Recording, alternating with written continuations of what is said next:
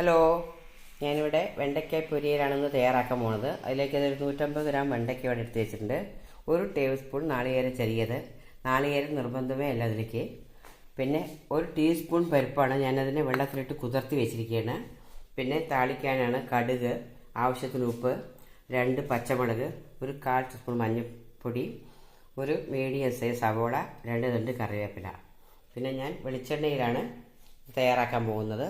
നിങ്ങൾക്ക് ഇഷ്ടമുള്ള ഏത് എണ്ണയെന്ന് വെച്ചാൽ നിങ്ങൾക്ക് അത് ഉപയോഗിച്ച് തയ്യാറാക്കാവുന്നതാണ്. ഞാൻ ഇതിനെല്ലാം ഒന്ന് കട്ട് ചെയ്തിട്ട് വരാം. ഞാനിതെല്ലാം കട്ട് ചെയ്ത് വന്നിട്ടുണ്ട്. വെണ്ടയ്ക്ക ഇതങ്ങനെ കനം കുറച്ച് അരിയണം.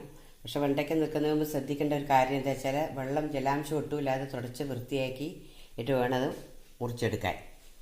അതേപോലെ സവോള ചെറുതായി കട്ട് ചെയ്തിട്ടുണ്ട്, പച്ചമുളക് കട്ട് ചെയ്തിട്ടുണ്ട്, എല്ലാം ചെയ്തിട്ടുണ്ട്. നമുക്കിനി ഇത് പാകം ചെയ്യാം. ഞാൻ അടുപ്പിൽ ഒരു പാൻ വെച്ചിട്ടുണ്ട്. അതിൽ എണ്ണ ചൂടായിട്ടുണ്ട്. നമുക്കതിൽ കടുകും 1 വറ്റൽമുളകും കൂടി ഞാൻ ചേർത്തി കൊടുക്കുന്നുണ്ട്.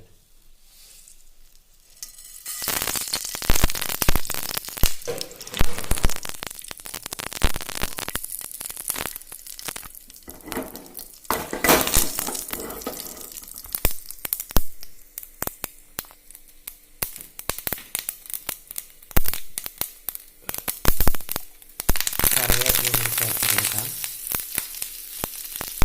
പിന്നെ പച്ചമുളക്,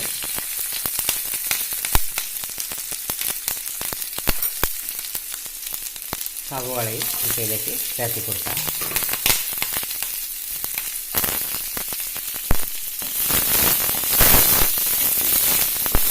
ഇതൊന്ന് ചെറുതായി വരുമ്പോൾ ഇതിന് വേണ്ടി മാത്രം നമുക്ക് ലേശം ഉപ്പ് പൊടി ഇട്ട് കൊടുക്കാം. ഒന്ന് വഴഞ്ഞ് വരട്ടെ.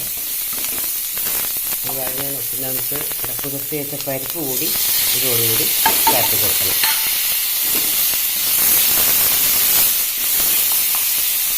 ഇതൊന്ന് വേകാൻ വേണ്ടി 1 മിനിറ്റ് നമുക്കിതൊന്ന് അടച്ചു കൊടുക്കാം. പരിപ്പൊന്ന് പാകാവാൻ വേണ്ടിയിട്ട്. നമുക്കിതൊന്ന് തുറന്ന് നോക്കാം.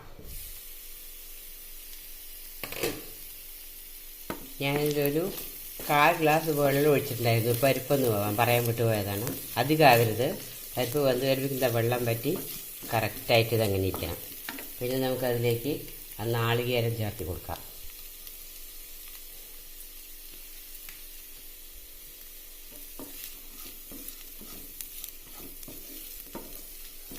നാളികേരം നന്നായിട്ട് ചേർത്ത് കൊടുക്കുമ്പോൾ ബാക്കിയുള്ള ജലാംശം കൂടി അത് വലിച്ചെടുത്തോളും. ഇനി ഒപ്പം തന്നെ നമുക്ക് നോക്കി വെച്ചിരിക്കുന്ന വെണ്ടയ്ക്ക കൂടി ചേർത്ത് കൊടുക്കാം.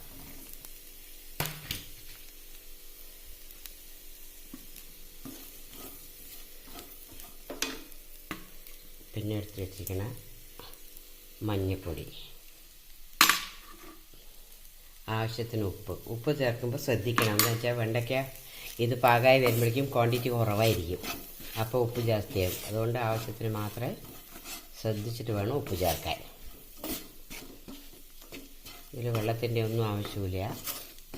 വെള്ളം ഉണ്ടെങ്കിൽ വെണ്ടയ്ക്ക കുഴഞ്ഞു പോവും, ടേസ്റ്റ് കിട്ടില്ല. നമുക്ക്